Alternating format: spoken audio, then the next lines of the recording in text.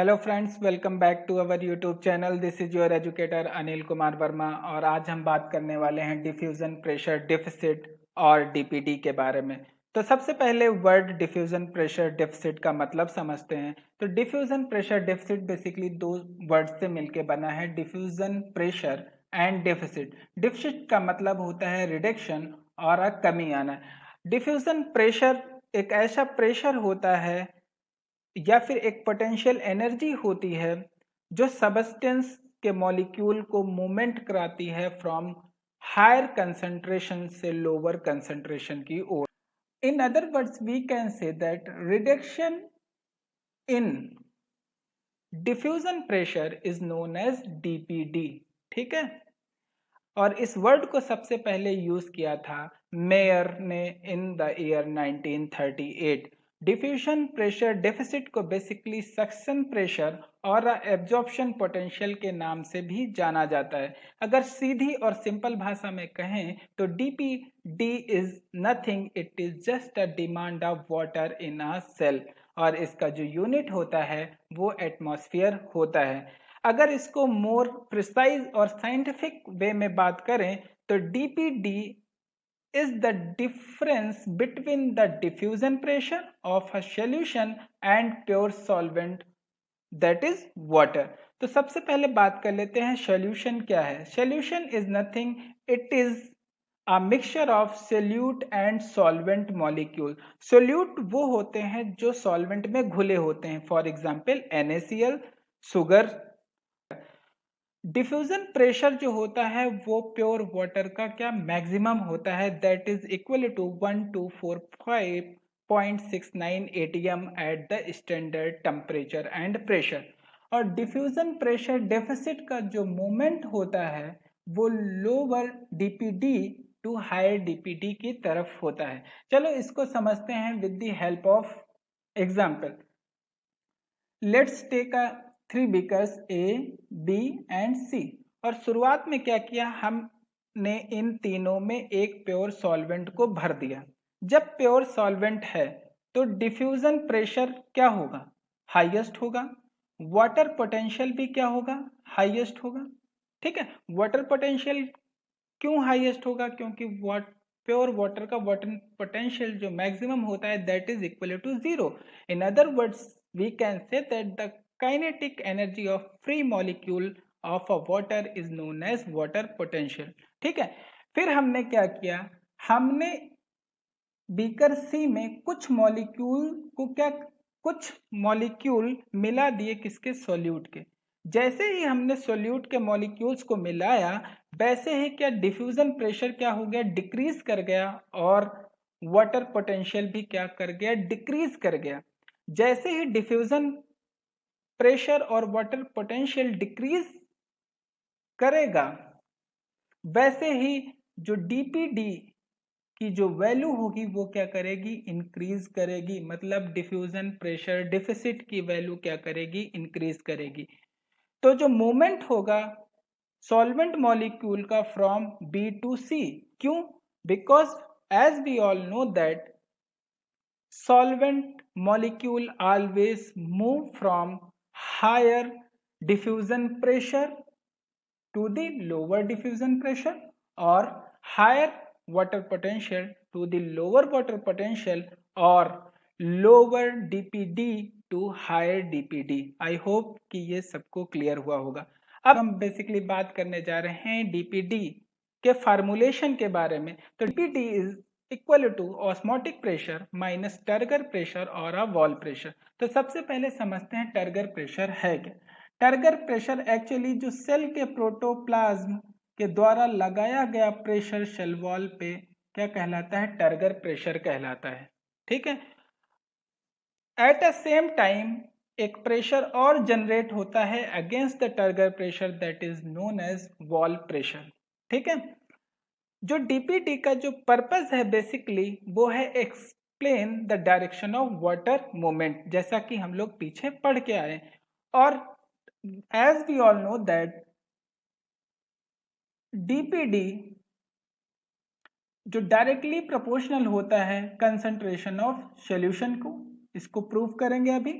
और inversely proportional होता है किसके? वाटर पोटेंशियल के। जैसा कि हम लोग देख के आए हैं, इनवर्सली प्रोपोर्शनल का मतलब होता है जब डीपीडी की वैल्यू बढ़ेगी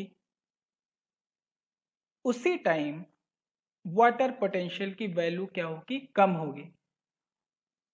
suppose we have a 3 cells A, B and C cells, ठीक है, जिसमें क्या है? सोल्यूट के मॉलिक्यूल्स जो हैं बिगनिंग में नहीं है, सोल्यूट के मॉलिक्यूल्स बिगनिंग में नहीं है, लेकिन फिर कुछ टाइम के बाद हमने क्या किया?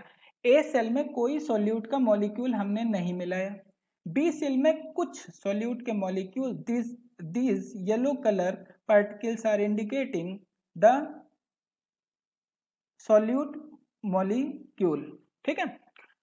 बी सेल में हमने कुछ मिलाया लेकिन सी में बहुत ज्यादा मिलाया। In other words we can say that solution का सबसे ज्यादा जो कंसंट्रेशन है वो सी में है, फिर बी में है और सबसे कम या है ही नहीं है ए में। तो जो डीपीडी होगा सबसे ज्यादा कहाँ होगा? जहां सबसे ज्यादा कंसंट्रेशन ऑफ सोल्यूशन का कंसंट्रेशन सबसे ज्यादा होगा, यही तो लिखा है DPD is directly proportional to concentration of solution. Solution का कंसंट्रेशन ज्यादा है, दैट मीन्स सोल्यूट के मॉलिक्यूल्स ज्यादा हैं। जब सोल्यूट के मॉलिक्यूल्स ज्यादा हैं तो क्या होगा? डिफ्यूजन प्रेशर जो होगा वो कम होगा, वाटर पोटेंशियल भी क्या होगा? कम होगा, ठीक है। तो जब ए से बी की तरफ, ए से सी की तरफ चलेंगे तो we will find increasing value of DPD. I hope कि ये क्लियर हुआ होगा। अब हम बात कर लेते हैं कुछ कंडीशंस के बारे में। अगर सेल टर्जिड है तो टर्जिडिटी के बारे में बात कर लेते हैं। A pressure exerted outwardly against cell wall by expanding protoplast is known as turgor pressure, जैसा कि हम पीछे बात कर चुके हैं। और इस केस में जो ऑस्मोटिक प्रेशर होता है वो टर्गर प्रेशर के इक्विवेलेंट होता है, ठीक है। तो डीपीडी क्या होगा? DPD is equal to osmotic pressure minus turgor pressure, यही पढ़ के आए। तो ऑस्मोटिक प्रेशर क्या होगा और टर्गर प्रेशर क्या होगा? टर्जिड सेल में इक्विवेलेंट होगा, बराबर होगा, तो वैल्यू क्या हो जाएगी? 0 हो जाएगी। तो डीपीडी इक्वल हो जाएगा 0 के बराबर इन टर्जिड सेल में, ठीक है। ये बात समझ में आई। फिर क्या हुआ? दूसरा कंडीशन ये है कि जब सेल जो है ना फ्लैसिड सेल है, फ्लैसिड सेल कब कंडीशन बनती है? Suppose this is a cell और एक बीकर या इन्वायरमेंट में रख दिया गया। जब सेल का मूवमेंट बीकर में और बीकर के सॉल्वेंट का मूवमेंट सेल में लगातार होता रहता है तो क्या होता है? जो टर्गर प्रेशर है वो रिड्यूस होके 0 के इक्विवेलेंट हो जाता है। तो इस कंडीशन में जो सेल अपनी स्थिति को शो करती है वो फ्लैसिड कंडीशन को शो करती है और इस केस में हमेशा टर्गर प्रेशर क्या होगा? 0 होगा। As we all know that DPD is equal to osmotic pressure minus turgor pressure. अब टर्गर प्रेशर का जो वैल्यू है फ्लैसिड सेल में दैट इज 0, तो 0 रख दोगे तो क्या हो जाएगा? DPD will become equal to osmotic pressure. बात समझ में आई, ठीक है। अब इसको एक एग्जाम्पल, एक रिलेशन सेट करते हैं टर्जिड सेल में और फ्लैसिड सेल में। सपोज डीपीडी की वैल्यू इन टर्जिड सेल में 0 है, पढ़ के आए हैं, और डीपीडी की value let us consider in flaccid cell is 10।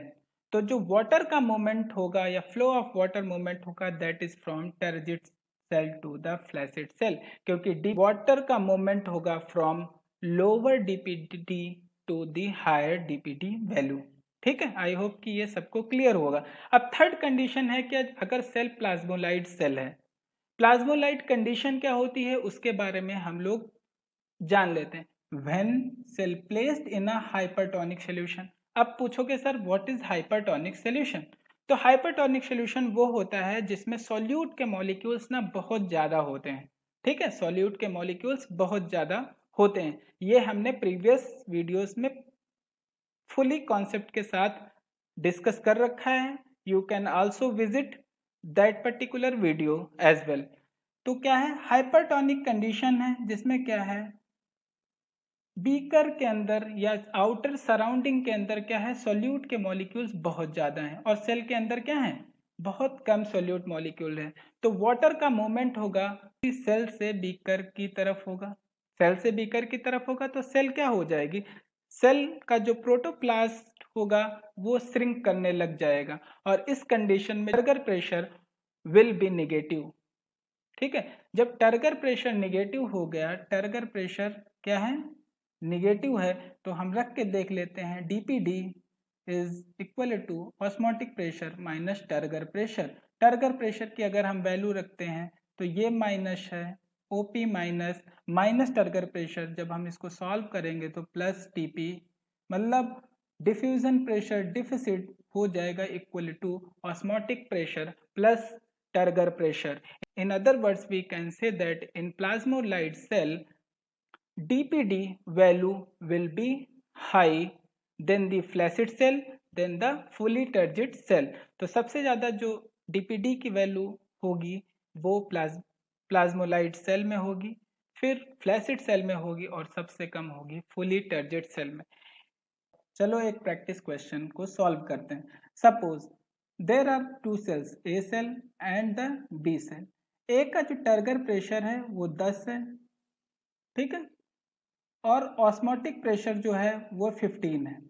दूसरी सेल जो बी सेल है उसका जो टर्गर प्रेशर है दैट इज 9 और जो ऑस्मोटिक प्रेशर है वो 11 है। तो हमें बताना ये है कि जो सेल में जो वाटर का मूवमेंट कहाँ से कहाँ में होगा, ए से बी की तरफ होगा या फिर बी से ए की तरफ होगा। तो इसको जानने के लिए हमें डीपीडी की वैल्यू निकालना है। अगर हम डीपीडी कैलकुलेट करें यहाँ से तो वी विल फाइंड 5, क्या मिलेगा, 5 मिलेगा अगर हम कैलकुलेट करेंगे डीपीडी की वैल्यू। और सेल बी में क्या मिलेगा, हमको 2 डीपीडी की वैल्यू मिलेगी। तो हमें पता है कि जो लो डीपीडी से हायर डीपीडी की तरफ क्या होता है, वाटर का मूवमेंट होता है। तो we can say that the movement will takes place from B to A. So that's from my side. और अगर आपको ऐसे और अच्छे और कॉन्सेप्चुअल वीडियोस चाहिए तो please like and subscribe my channel. Thank you.